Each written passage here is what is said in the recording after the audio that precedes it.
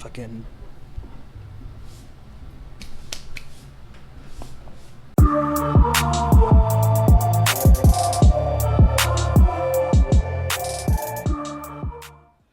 We in. Welcome to the Chris and Kyle Show. Spoilers. Devs. Developers. He's Chris. Hey. I'm Kyle. And this is a show created by one of, if not Chris's favorite creator, Alex Garland. Yeah. I was actually really excited for this show. I'm fucking really excited to dip into it. Almost more for I really enjoyed the show, but also because I found out a fact about one of the actors in the show that I didn't know when I watched it. Which actor? I realized it when I was doing the research for the show. Which actor? I mean, should I get into it now? I'm on the edge of my seat. The thing is, I feel like if I tell you who the actor is, you're gonna immediately know why, what I was surprised by. Tell me. Okay, do you just want to get into that? All right. Yeah, you brought it up. Right, now I'm interested. All right. So one of the male characters in the show is actually played by a female actor. Yes, I did know that. Yes, I didn't know Lyndon that. is played by Kaylee Spaney. Was a girl. Yeah, that is as a female person in real life. She was in Bad Times at the El Royale and Vice. Oh, I have not seen. She was in Vice. Mm-hmm. I've seen Vice. Sorry. I haven't seen Bad Times. Yeah, she played a younger version of somebody in Vice, I think. Yeah, she was young. I don't know who Lynn Vincent was, but she was young Lynn Vincent. Right. It's super well done with makeup and hairstyling and I didn't wardrobe and all that stuff. And her performance. Have her play a 19-year-old boy. Her performance. Boy genius. And it's literally it's not for a particular purpose. It's literally just honestly, one of my favorite parts of the show was Lyndon and what was his name? George?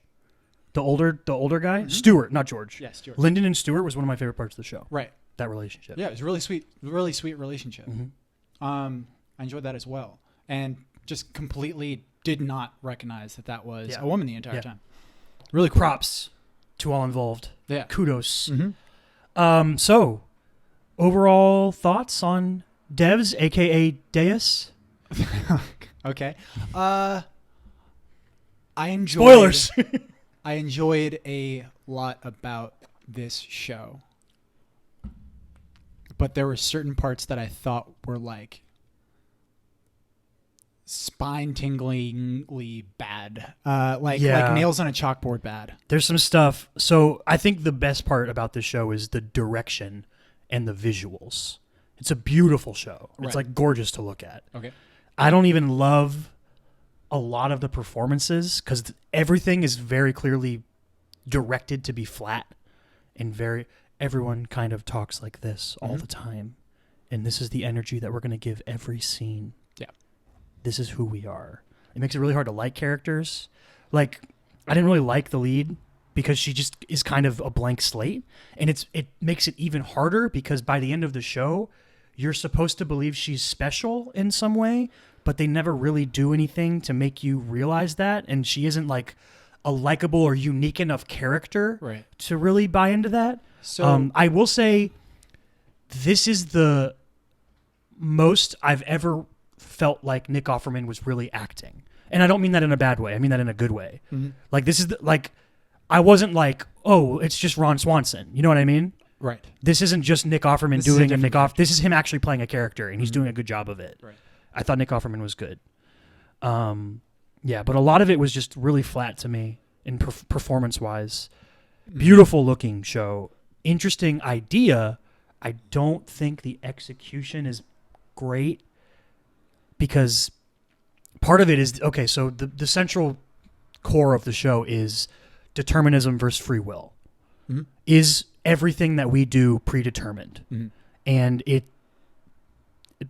characters are so overly obsessed with proving that it is everything is determined that it makes them seem stupid. Well, not even just proving it, right? But believing that they know it. Yeah, believing that they know and emotionally needing it to be true. Yeah. In Nick Offerman's case. Yeah. So there are a few things that like I'll bring up about like Alex Garland's process that like I think in a way it leads to one of the two things that are involved with his process and his directorial style that I think I don't know, they're sort of double-edged swords in a way. The first one is that like he talks about, and he talked about specifically with devs in an interview about how his creative process is always, he writes stuff that are idea based. Yeah, he clearly. writes idea centered things, and then things grow off of that. So he'll take an idea like determinism, and you know the sort of science behind determinism and quantum computers, and we'll bring up that a little bit later, and the characters that might be surrounding that kind of idea, right? And on one hand, it does make things very interesting and like intellectually based and very sophisticated, and it's almost always intriguing, you know, to be like drawn into a story like this when there's the ideas are so profound, but you can sort of be falling behind with the characters, you know what I mean? And I would be really interested to see like what would Alex Garland's version of like, okay, I am just in love with this character, you know?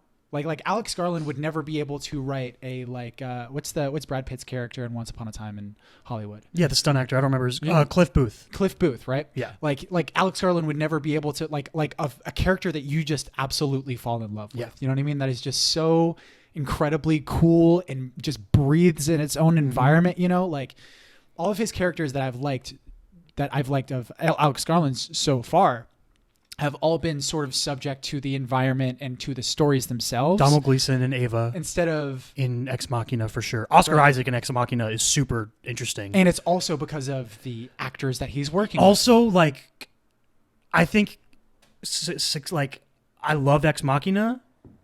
I don't love Annihilation, and I didn't love Devs. I feel like he might be dropping each project. I actually might like Devs more than Annihilation. I don't know. I'd have to rewatch Annihilation. Right. I didn't love Annihilation when I saw it. I mean, it was like a little bit too much. I think that I might have actually liked Devs more than you liked Devs, and I think I definitely liked Annihilation more than you liked Annihilation. Yeah, I really enjoyed it. But I think, and here is the second factor of Alex Garland, the way that he directs, is he is very hands off. Doesn't very like much believe in the auteur theory. You know, this like idea that a director is like the main author of a film. He believes that like, especially like Americans, and like he thinks it's kind of a pretentious idea, and he's just like, he's Canadian, right? So he is English. Yeah. So he's English. Alex Garland's dead English. wrong. Yeah. He's very much hands off, and he just is kind of like, I'm just sort of organizing things. I trust everybody, like all of my actors and everyone, like as long as they sort of know the stories, like there's these sort of like hills and valleys of who's in charge. But he's like, I'm not the person who's like sitting there like giving you exactly what you need to be doing. Like he doesn't believe in that very much. It's interesting. And I think, and I keep on bringing up like someone like Quentin Tarantino, because Quentin Tarantino is the opposite of that. Yeah. Quentin Tarantino is very much like, no, like I'm not going to let you fuck around with my script. My script is perfect. It is a piece of art, and you're going to say it this way. And he has a little bit more of an iron fist almost, but like they stick to his script a little bit more. Noah Baumbach is like that too. We're going to do this scene 600 times. David Fincher. Exactly the way it's written. David Fincher is another one that's like that. And I think that there's something about pulling really good performances out of actors that comes along with that kind of style, if you know what you're doing. Yeah, I don't know if you necessarily have to be. I don't think you have to. Yeah, but it. Seems but you need like, something. You need to direct. Yeah, you know what I mean. You need to give direction. Right. And it seems like the more reserved his movies are, and the more that like he's just like, we know that Alicia Vikander, Donald Gleason, and Oscar Isaac can act their fucking asses off. That's an incredible trio. Right. I And they bring it in that, like, Oscar brings it hard in that movie. so I mean, bringing it back to devs, Sonoya Mizuno, Who is in Ex Machina. who was in Ex Machina but did No not lines. have any lines. No lines. Right? But, like, has more of an impact on the movie than a normal character without lines without does. lines, She's a mute character. Yes. Robot. Right. But are they robots? Are they human? Sonoya I didn't recognize Mizuno, her at first. I didn't realize she was that character. the girl from Yeah, I didn't realize it. It's a haircut. Completely different. She plays Lily Chan in Devs, who is the lead character. Why is every fucking like Asian character in like an American centric film or TV show named Lily? Why? Like, Is that a thing? oh, it's like super a thing. I feel like every time like I see like an Asian female character in like an American show or movie, it's always a girl named Lily. I didn't know that was a thing. Like the girl from Modern Family is also named Lily. Oh, yeah. I didn't come up with any other examples, but like I knew. So basically what you're saying is you don't watch anything with Asian people in it. No, not Because really. you're a racist. Basically. Yeah, that makes sense. So the first couple of episodes, her acting kind of bothered me a little bit. Okay. It grew on me. I don't love it. It's like I'm not like as infatuated with her I don't think character it's really about her acting ability. I think it's just the way that they want the characters, because everyone is doing it. very Everyone flat. in the show is doing it. Everyone is super. The guy that plays Jamie is doing the exact same thing, and I thought that character had real potential to be like maybe the only source of levity in the show. He had the potential to be that, and they didn't lean into it enough. Like, I love the scene between him and Nick Offerman, Right. on the bench, and then they play frisbee. That was good. I think that's one of the best scenes in the whole That show. was really good. They don't lean into that side of the character enough. And I think that's like something that like I feel like if Alex Garland made just something that was completely character centric, you know what I mean? Like if he made like, you know, some kind of like family drama, you know, like that didn't have any big or profound ideas in it. Like I think that his intelligence would just still shine through with the emotional complexity of these characters. Like, Maybe. because, well, I mean, because when you look at the sort of complexity between the relationship between Jamie's character and Nick Offerman's character, Forrest, it's so complex and weird and awkward, and the way that they handle it and how Forrest is. To be fair, Jamie's connection to literally every character is weird because, like, even with Lily the whole time, he's like doing anything for his ex-girlfriend who left him for a Russian spy. So, like, another thing with the guy that played Jamie, Jin Ha is his name. He was strictly a theater actor. Yeah, he was on like he Jesus might Christ have been- Superstar on so TV. he might have like been trying to overcompensate a little bit as far as like not doing the theater acting thing and being a little bit more reserved. I'm not sure. One of the things that bothers me a lot, as far as like writing is concerned, are just like overly expository scenes. Yeah. Which it's hard, like in sci-fi, it's hard. There are certain times when it's completely believable and necessary for you. Like, to I have feel like Ex Machina exposition. does a great job of it. All the scenes of Oscar Isaac and Domhnall Gleeson like talking about and debating about the theory of the way things work. But here's why that exposition works in that movie, right? When Nathan is explaining to Caleb, Nathan being the CEO played by Oscar Isaac, is explaining to Caleb about the software that's being used for Ava, and he's like talking about wetware and the idea of like a search engine being, you know, not a map of what people are thinking, but how people are thinking. That's like a really fucking Caleb doesn't know how any of that actually works. Yeah. He's a really fucking sophisticated programmer, but he still can't fucking keep up with that kind of stuff. So, like, he's the stand-in for your audience. Yeah. B, it's fucking compelling on its own merit, right? All of that information is compelling on its own merit. It can intrigue you. You're like, holy shit, how does that even work? My brain can't really wrap around it. There was one point in Devs where I felt like that. The lecture scene. I was like, am I supposed to understand what's going on right now? But the problem is that there are scenes within Devs in which that exposition is completely unneeded and bad. One of the worst written scenes, I think, is when you see Jamie and you see Lily interact for the first time. They have their Yeah. first. Yeah. And fucking Jamie goes through his entire it was like a student. Their entire relationship history. I was really mad. Yeah. When I was watching, I was like, this is You expect me bad. to hang out with my ex-girlfriend who left me for this guy Right. that I've yeah, Yeah. it's like, okay. And I walked out with my 2 bags, one in each hand. Like, he says some shit like that. And I was just like, what? Yeah. I'm like, why is he saying she was there? Yeah, she knows that. Why would She she- knows they dated and lived together. Right. She knows that about why you. would, like, You it's can just you so can you unnecessary. can get that across to the audience without saying it, Yeah. which you- is good writing. Right. So that shit really bothered me. I was just like that. But for every scene, I mean, that was probably like the worst scene, I think, in the entire show. It just really bothered me. That shit is like nails on a chalkboard. Some of the other like I mentioned the levity thing. One of the reasons I liked Lennon and Stewart so much is because they were the only actual source of levity in the show. Right. They're the only characters with sense of humor consistently. I would disagree. I would say that there's like sparse moments between various characters, like enough throughout the show where that didn't bother me. It bothered me.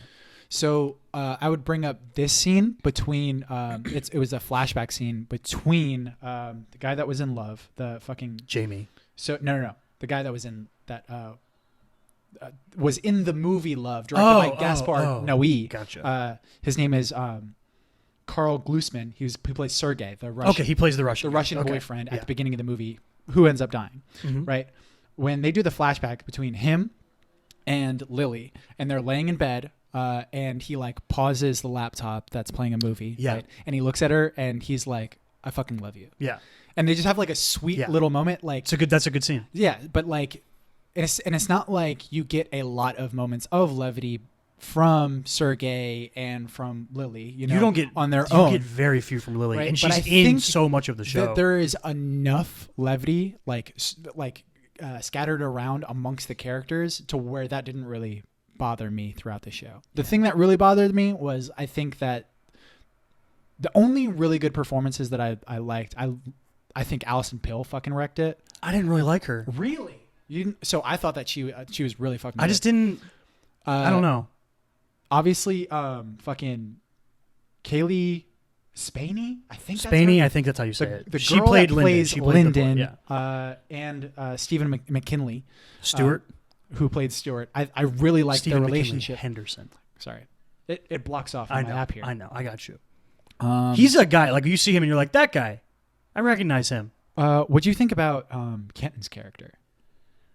So I was gonna. You mean budget James Spader? Yeah, budget James Spader. I like it. Okay. I was gonna ask you about that character. So did his lack of physical Physicality? stature and his advanced age like hurt the character for you? there was a part of me that was like, I feel like I can kick this guy's Yeah, ass. right? right? Like, you don't think You're like, that- wait, why? How is he doing this? Right. Like, there's some cool scenes with him. Like the scene when he fights the dude in the parking garage and like snaps his neck against the tire wheel. Right. It's pretty cool. Yeah. I was like, oh shit, that's crazy. But they seem just like it's like two dads fighting each other. Like, Yeah. Yeah. yeah, I was kind of weirded out by the casting of that character. I thought he was an interesting character. Another thing, were you surprised that the homeless man was a Russian spy? No, because I knew he was something, and that was the problem. You knew it that was, he was way something. too.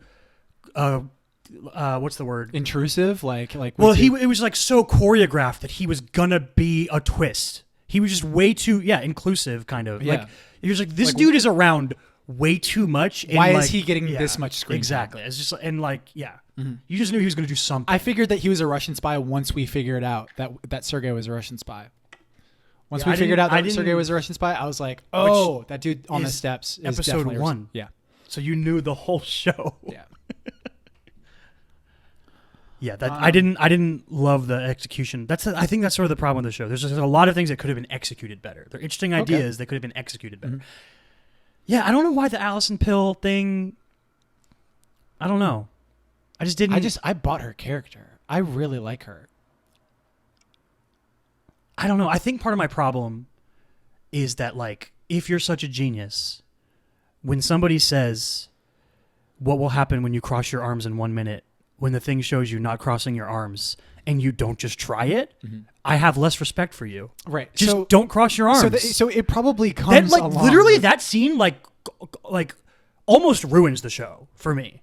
Okay. I'm almost like, this is all stupid because you're supposed to be scientists and you haven't tested the theory. You're you are getting a biased version of your information because you want it to be a certain way. Right. You are so committed to the world being deterministic and for Nick Offerman, it not being multiversal, that you are not even trying to disprove it, which is insane. Yeah.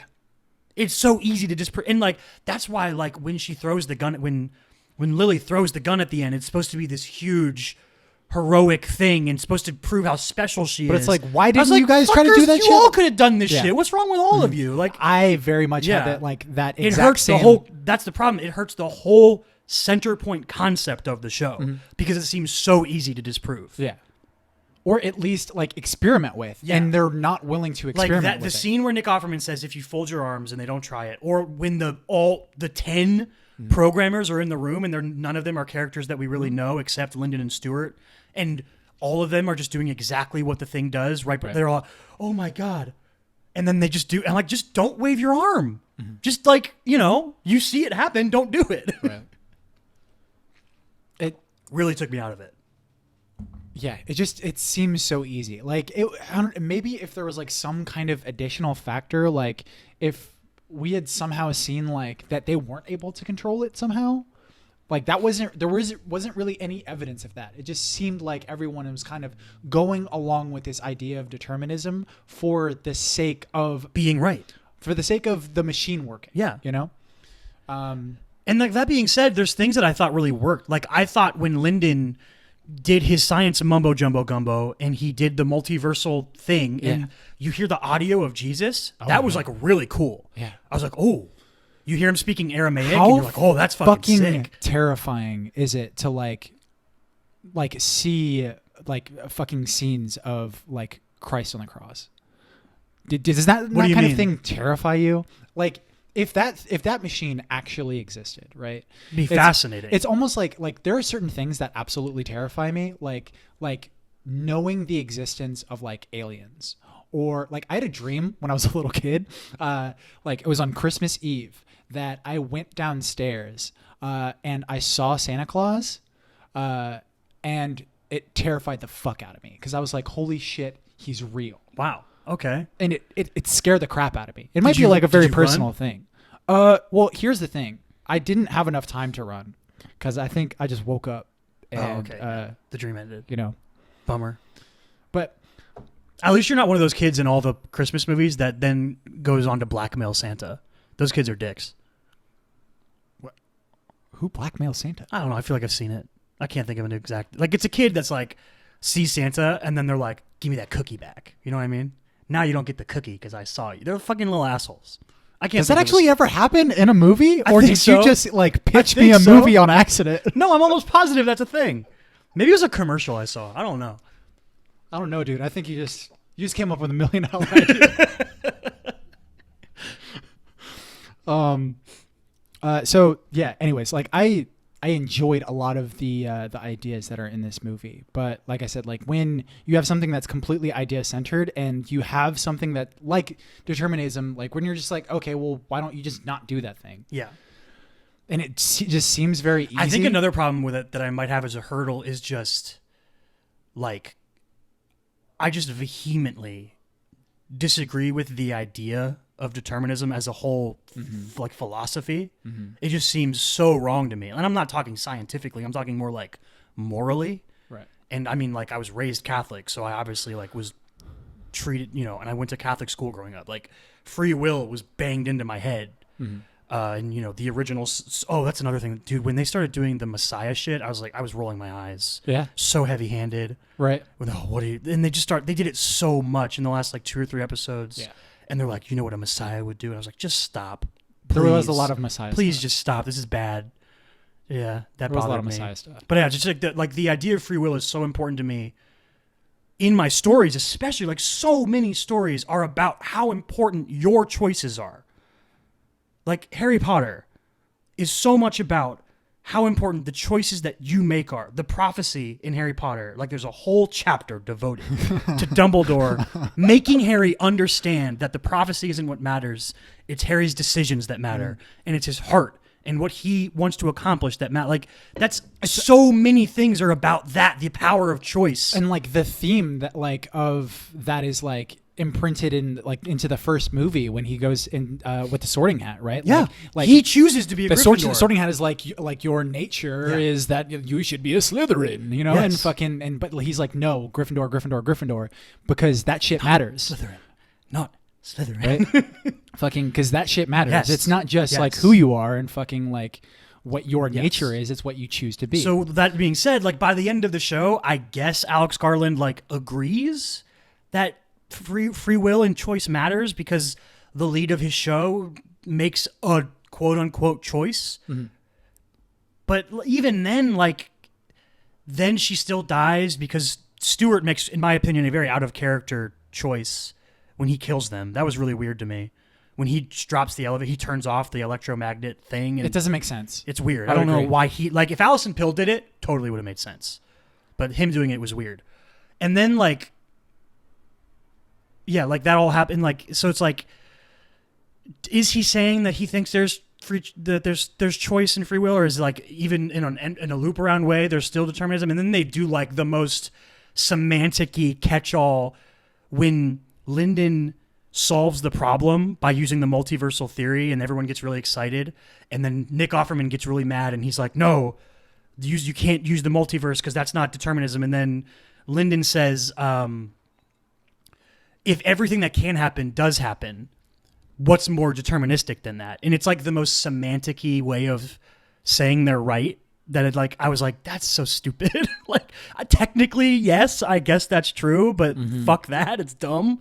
I don't know. Yeah. Part of me thinks that I'm just like not scientifically smart enough to wrap my head around the ideas. And so I just think of them in like a moral way. And I'm like, this just seems dumb and wrong. Were you bothered at all about how the machine looked physically? No. It looked cool. Me, I was like... Wait, you mean the central piece or the screen? The central piece. Yeah, no. I mean, none of it. The screen just looked like a screen. That was cool. Like that's what it should look like. Well, when it was fuzzy, I thought it was kind of cool. And I thought it was very cool. I thought that the screen part was very cool. But like the centerpiece that they kept showing like slow motion shots of and shit like that, I kept thinking about Ex Machina and being like, fucking Ava's brain, you know, when he shows it, looks so fucking cool. Yeah. Like all the wetware and the different, like, sort of like, it just looks like an entire cosmos inside this glass brain. It's so fucking cool looking. And then, like, I look at this thing and I'm like, it's wires. It looks like something from Power Rangers. Zordon is in there? It looks like fucking something from Power Rangers. But here's the thing. I watched a video on quantum computers, and that's literally what they look like. So... fair enough, Alex. So what you're saying is that Power Rangers did a great job of their technology. Shit. Yeah, that's actually that is an unintended conclusion that I didn't reach. Props to Power Rangers. Yeah. Power Rangers. I feel bad. I feel like I'm shitting on it a lot. I didn't dislike Devs. I'm glad I watched it. I'm glad it exists. It's a 7.8 on IMDb. You probably wouldn't put it that high, right? I'd probably put it closer to a 7. Right.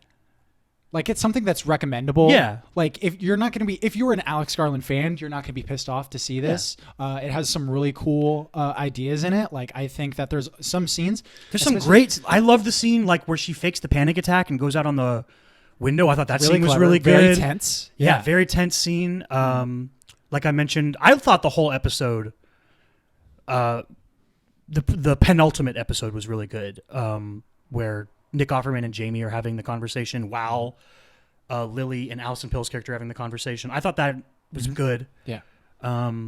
There's other ones in and about the show that there's like scenes that stand out. Dude, I like, even if you don't want to watch the entire series, fucking like track down just the intros for the each intros episode, are awesome. The intros are awesome. They could be like short films. They're like cold opens basically, but they're not comedies. Yeah.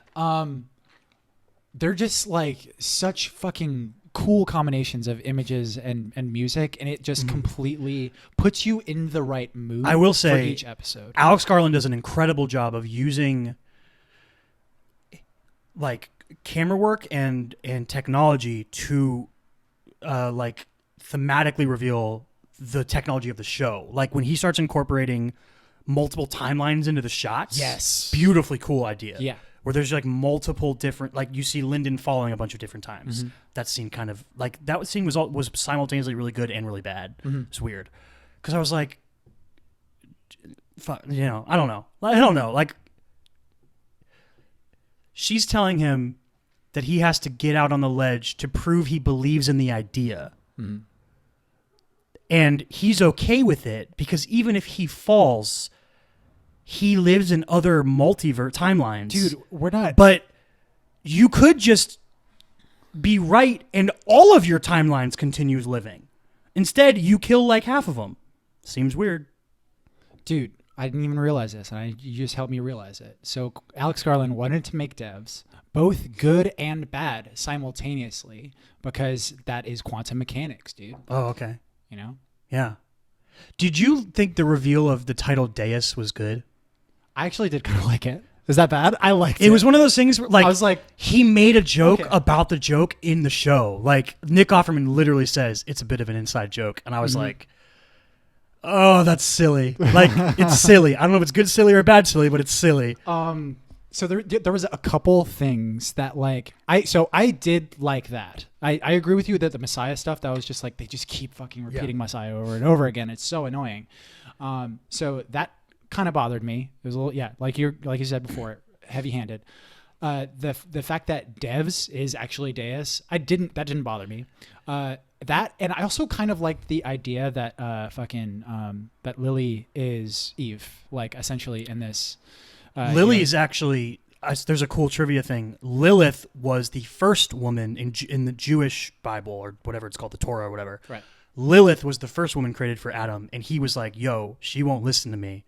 Get rid of her. And that's why Lily, the character, is like, she's able to revolt against determinism. She can make the choice because Lilith was free-willed and free-spirited and wouldn't obey Adam. Then God destroyed her and made Eve. Mm. So Lily's actually Fair more enough. Lilith than Eve. Yeah, and it also like ties into Ex Machina for specific reasons. Amaya ties into Annihilation. the fort in Annihilation is called Fort Amaya. Oh, really? I didn't know that. Yeah, but obviously Deus Ex Machina is a very popular Latin phrase used in Greek. In Greek tragedies and stuff. But so Deus Ex Machina, as well as Ava's character, he originally wanted to call her Eve. But Makes he sense. thought it was too on the nose. Which I guess maybe he didn't have that sort of instincts problem. in this movie. Yeah. He was like, he just stopped caring about that. He's like, yeah, whatever. I'm going in. I do have to point, I mentioned this when I was watching it, and I just have to say, Forrest's motivations in this movie are the exact same as Kingpin's motivations in Spider-Man Into the Spider-Verse, and that's a good thing. Because that's a dope-ass movie. He lost his wife and child, and he wants them back so badly that he's willing to reach into alternate realities to pull them out. The only difference, he very specifically doesn't want one from another universe. Whereas Kingpin in that movie, any universe will do. Right. Do you vibe with the final like thing that happens, the living in the machine thing? Simulation. The simulation, living in the simulation. What are your thoughts on that whole thing? I mean, there's a big part of me that would just be like, no, fuck that. I don't want to live in a simulation. Just kill me. Well, like, it's like the idea. I feel like I would go like, nuts living in a simulation. do you feel like the knowing that show it's a presents simulation. it as a good thing? Do you think the show's trying to make any conclusion at all about it? I feel like there's some implication that that it is a good thing, but or at least that it is the best version of this thing, you know. Because they specifically talk about how, like, in different multiverses, that the simulation can essentially be that's hell. another example of Alex Garland's filmmaking genius being really cool. Was the quick cutting between the different universes, but they're having the same exact conversation. It's the same shot. Yeah, very cool. Mm-hmm. But yeah, I was like, why would you be okay with this? Like, especially if she's outside in the real world, Allison Pill is like begging the senator lady to keep them funded so that they can keep running this machine so that Nick Offerman can live in a simulation with his daughter. Right. But someone could just unplug the machine and you cease to exist. Right. And also, like, you're sort of robbing this very special character who's special because she's able to make her own decisions and have her own free will and stuff. You're robbing her of her agency, of the thing that makes her special. Yeah. Supposedly special. Mm-hmm. Yeah. I think maybe the show's too long. Yeah. Think so? Maybe. I don't know. I don't know what it is. Just missing something. Maybe a few things. I don't know. I mean, I did enjoy watching it. Mm-hmm. And again, I liked it. absolutely gorgeous to watch. Mm-hmm. But yeah. I had issues with it. Fucking great music. It's Yeah, not on as Spotify always. yet. It's As not on always Spotify with yet, his- so that's unfortunate. Name the names. The composers? Jeff Burrow and Ben Salisbury, I believe. And they worked. You with mean somebody my else. boys Sal Steak? So yeah, Ben Salisbury and Jeff Burrow, and that's Jeff with a G, so you know he comes from money. Mm-hmm. And they also worked with the Insects. I'm not sure if Like a bug? the Insects is, I'm guessing, a band. Bob Locke and Tim Norfolk, aka the Insects. So, and they've been composing for a while, but it's very much like if you like the music that's in Ex Machina and or Annihilation, you're definitely gonna fucking dig this. Yeah, stuff. the soundtrack. And that's another huge reason why the intros are so fucking good. Yeah. Yeah, the music is like on point, those intros. Mm-hmm. A lot of really cool set design in this movie too. Like the rings around the trees in the forest, the whole room that the machine is in, that whole electromagnetic floating cube, and very cool. Oh, I'll bring this up, this idea. Do you believe that this movie would have been better as an anime? I have no idea, honestly. I can't even process that. Okay, so Like, I know you've been watching My Hero. yeah, So like you got anime on the brain. I do have anime on the brain. But like I think I started watching before I started watching My Hero. And as soon as I started saw watching Devs? Yes. Well, you watched most of Devs a couple weeks ago when I was wrong Yeah. about the release date, so Yeah. you definitely did. But when I saw the fucking 50-foot statue of the little girl making the terrifying Weird looking statue. face, Weird very, statue. very dude. weird. Weird. I was like, I wouldn't trust working for that dude. but if you saw that in an anime, would you second guess it? No. No, Not you at all. would accept it in an Yeah. anime like in a second. You'd be Yeah. like, oh, this is like the least weird thing. But then it would get extra weird because there'd be creepy characters that like their nose starts bleeding when they walk under the statue, and that would gross me out. Oh yeah, that would wouldn't be like- weird. I wouldn't like would that. be strange. That would be bad. Yeah. Huh. So But I think I'm it would gonna be go cool. with no on the anime. Alex Garland make an anime. That's Alex really Garland probably could make a cool anime. I would say that. pretty fun. Probably make a cool anime. Pretty fun. Do you have anything else that you want to add? No, not really. Good shot. Just saw it on your Yeah. iPad there. They did the exact same shot twice, the Halo shot. They did it with Nick Offerman early, and they did it with Lily late. It was cool. We got a cool sort of announcement for our next couple weeks of shows. We're going to start a new series of type of show. We're going to call it The Films of. So next week, I'm super hype. We're going to talk about the films of John Carney, who made the films Once, Sing Street, and Begin Again. All three are musicals. Two of them take place in Ireland. Yeah, I'm super excited. Are all three available for streaming? You got to rent them. Son of a bitch. Yeah, you got to rent all three of them. I rented Sing Street twice in 1 week. Why didn't you buy it so that I could just watch Sing Street I again? probably will buy Sing Street, honestly. I've never bought a movie on Amazon, but spoiler alert for the show, Sing Street is now one of my favorite movies I've ever seen. Yeah, and then we're going to do some other sort of versions of this type of show. We're going to do a Tarantino one, maybe do some on some actors, some stuff like that. It'll be cool. Until then, find Chris on Instagram and on his website, chrismichaelstott.com. Chris Michael Stott on Instagram. I'm Davin25 on Twitter and Instagram. The show is The Chris and Kyle Show on Instagram, on YouTube, on all the podcasting platforms, on Facebook, TCAX Pod on Twitter. Until next time, we out. We out. Stay weird.